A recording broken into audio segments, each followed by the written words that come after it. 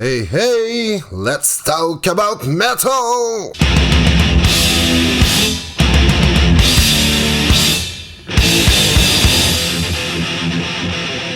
Let's talk about the new Sonata Arctica album Clear Cold Beyond that was released last week, and I've been listening to this thing a lot since the release, and I'm quite surprised because I didn't know I will like it that much. But at the same time, I was quite excited for that release since Tony Kako, the singer and songwriter of the band, who's playing also a keyboard. He composed all the stuff on keyboards, but indeed Henrik Klingerberg is playing on the album as he is playing since the release. Since Reckoning Night, he's the keyboard player for the band. But Tony composed all the songs on this one, and he said that he wanted to go back to a more go back to the power metal roots of the first four albums, and I was really hyped because of that. Since those four first albums are really gold standard for my taste, and I'm still listening to those albums quite a lot. I also think Perias Chow was a really good album, and there's good songs on almost every single album, except maybe the last one. I wasn't into it at all, and it wasn't metal anyway. I like other music than metal, but for Sonata, I think they have to be metal to be as good as they can be. What I'm hearing on this album is a mix between Winterheart's Guild and I'd say there's some Unya spices too, but not too much, just a great amount. It's a keyboard-oriented album, and it sounds a lot like Winterheart's Guild in terms of production. Indeed, it's Mikko Carmila who is mixing the album. He did the mix also on Winterhearts, and Tony, as I said previously, composed everything like he did also on Winterhearts.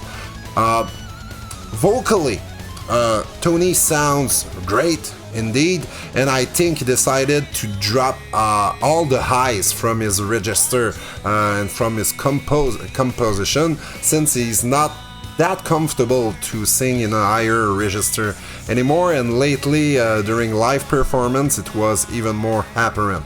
I have a lot of respect for him to adapt his songwriting to his current capabilities. I will have loved to hear him push a little bit more on some occasion, but at the same time, the live rendition of those songs will be way more accurate, since he will be able to pull it off quite easily. On guitar, there's a lot of open chords and simple riffs just to fill the space, while the keyboard and the vocals are taking the spotlight very efficiently. However, there's few guitar solos by Elias Villanen, and they are really melodic and really good actually.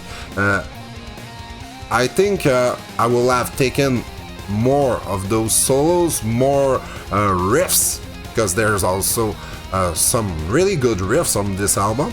But since Unya, and the departure of Jani Limatenen, that's the way the songs are built. It's less guitar at the center of the sound. It's more concentrated on the vocals and the keyboard, and I can live with that.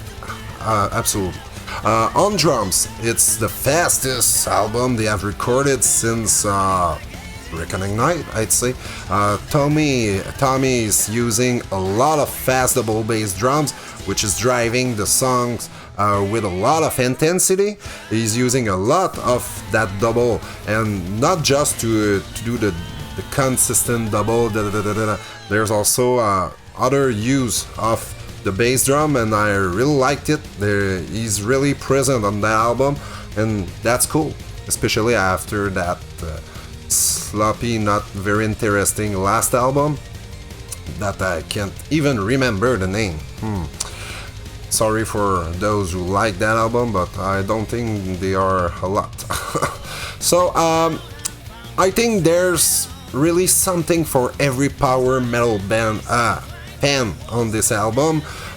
There's a lot of fast-paced track like First in Line, California, Shamat.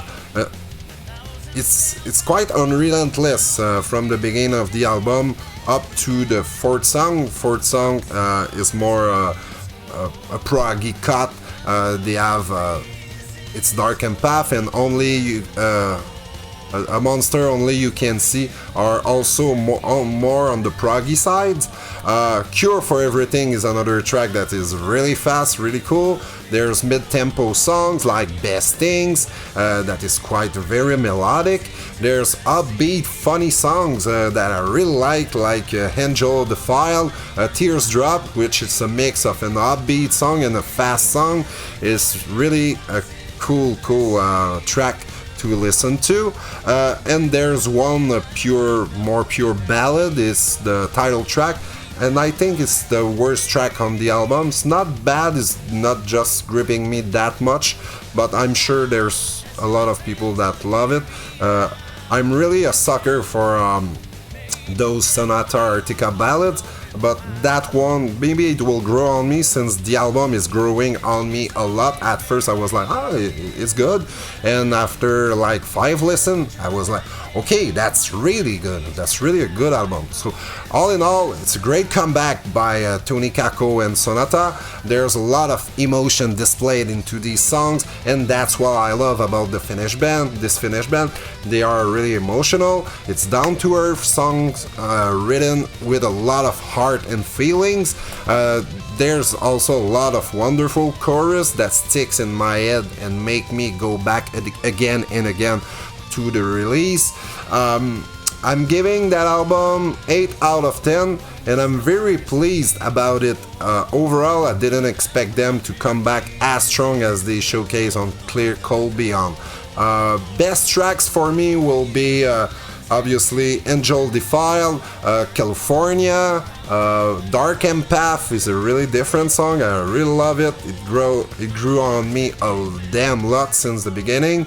Cure for Everything, and First in Line, the really first fast bombastic track on the album. So that's it for this album. Have a blast and stay metal!